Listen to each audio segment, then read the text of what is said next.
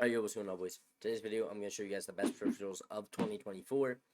Starting off with mice, this is also like my little cheat sheet that I whipped up. You guys can just look through this if this is what you want. So, first, this is easily the best mouse on the market. So this is the best mouse on the market, especially for the price. It's 75 bucks US, and it's not on Amazon. It's usually sold out on Amazon. Oh, the white one's actually in stock. If I was you guys, I would go buy this quick. Make sure you don't buy the regular OP one. There's no reason when there's an OP one 8K. The reason that this is the best is the sensor is amazing. 8K polling rate, obviously, which also goes down from 422 to 1000. Polling rate helps the overall latency and how it feels. Right-handed as well. It also can be used as a left-handed mouse if you would like. Supports most grip types, as you guys can see. This is a sensor model, which is a very good sensor. You guys will feel precise, up to 26,000 DPI, and is wired. If you guys don't like wired, I would just get a bungee for a mouse bungee, and it will feel wireless, basically. But yeah, this is the best mouse on the market. It's cheap, too. This mouse is the second best, but its price is crazy. A really high price. It also is like, I don't know, its internals are good, but for the price and the shape, in my opinion, it's not worth it. As you can see, it's like a weird half mouse. I personally wouldn't get it. Then number 3, in my opinion, is the Viper 8K. It is very quick. Sensor's good. It's just there's no reason to get something like this when there's something like an OP1 8K out now, for around the same price, American, right? There's no real reason to buy something like this. You're kind of wasting your money. The switches inside the mouse also aren't that good. Neither is the sensor. Also, when you get the OP1 8K, if you guys decide to buy it, there's a buildable version, or like the switches that you can buy. Oh yeah, right here. So there is just switches that help your click-to-click latency. So from when you click it to when it actually registers. It helps a good bit, and it's really easy to do. Next, the Viper V3. The new Viper V3. It is a very good mouse. It's a bit expensive. I can't lie. $200, and it's not even as close to as good as the OP1 8K. It's a bit much, in my opinion. It has all this stuff, sure, but so does the OP1 8K. Like, objectively, it is way better, the OP1. That's why it's first. The bad mice are like the ones that you'll see all the pros using. A lot of times they're genuinely not good. Like the G Pro, super light, all that. It's genuinely a horrible mouse. Terrible click latency, terrible sensor. Everything about it is bad. 90% of glorious mice are bad. Most Razer mice are typically bad, other than a few exceptions, etc., etc. You guys understand. Just avoid these, right? Avoid, like, stay away. And then very good keyboards. The Routing 60 and ADHE. Very, very good keyboards. We'll just do the ADHE because it's their newest model. The only downside with Routing is how long they take to ship to you. But analog input, obviously. True 8K polling rate. 0.125 latency. That's basically unheard of for keyboards. You can adjust the actuation point wherever you want. Rapid trigger. So basically when you push it, it can instantly be pushed again without having to go all the way back up. Amazing keyboard. If you can't afford the booting, though, because it is a bit expensive, I would go with don't worry about this price, this is Canadian. I would go with the V3 Pro Mini Razer Huntsman. The newest keyboard. Has rapid trigger. As you can see, it has pretty decent latency. It's a very, very, very good mouse. Also analog. Some of the pros who use it in other games. I would for sure pick this mouse or keyboard up. This is also the keyboard I have. The internals on it are great. And then you have the Apex Pro TKO. This is what everyone used to use. It's just, it doesn't hang with this stuff anymore. Now, here's the mid-tier keyboards. The reason I didn't do it for the mouse is because it's just kind of, you know, there's no reason. The OP1 8K is relatively cheap.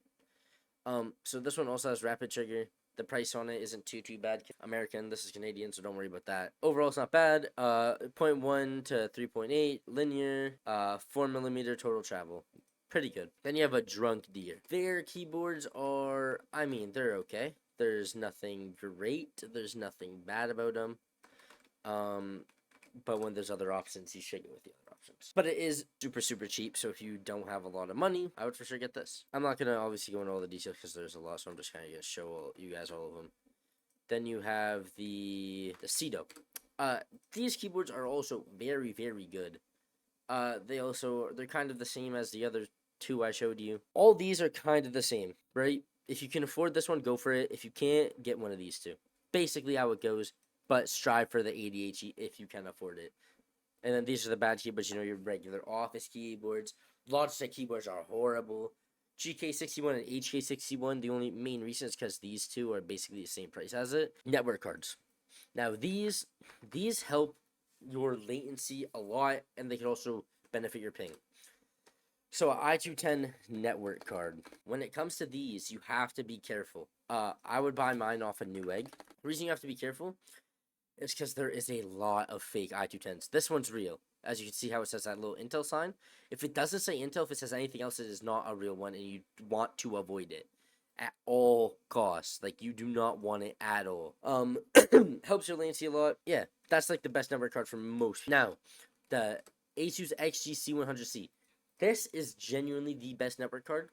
The only reason that you would get it, though, is if you have fiber. If you don't have fiber, you may as well go the i210. But if you have fiber optic internet, go this. It is so good. I have one. It makes my game feel amazing. Everyone's game feels good. You're, like, with both of these, by the way. Oh, yeah, your bullets are going to register more. Your builds, if you play Fortnite, are going to do a lot better. Yeah, there's no reason to really not get it. You'll also be able to take walls easier. Now, the best monitors. The Asus PG27A QDM OLED monitor. Has the best panel, which is OLED. Up to, I believe that's 4K or 2K resolution. Sorry, I'm bad with the resolutions. 0.03 response time. You get it. I'm not gonna go into all the details. Unless you guys want. If you guys want me to go into all the details of why each one is really good, then just let me know.